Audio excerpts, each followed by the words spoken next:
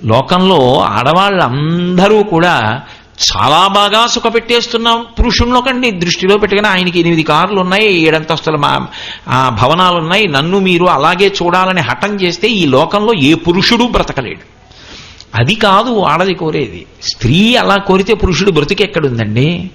అది వాళ్ళు కోరనే కోరరు.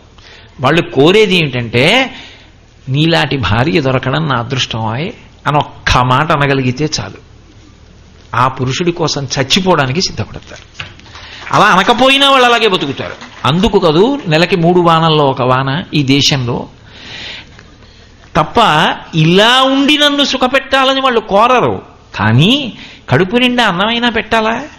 భర్త అంటే కనీసం ఆ ధర్మం ఉందా? అమ్మా ఆయన ఎక్కడి నుంచి తెస్తాడు? తరలాక్షి అతడు ధనవంతుడందుమా కోరివేడిన కాని కూడు లేదు. ఆయనే భిక్షాపాత్ర చేత్తో పట్టుకుని భవతి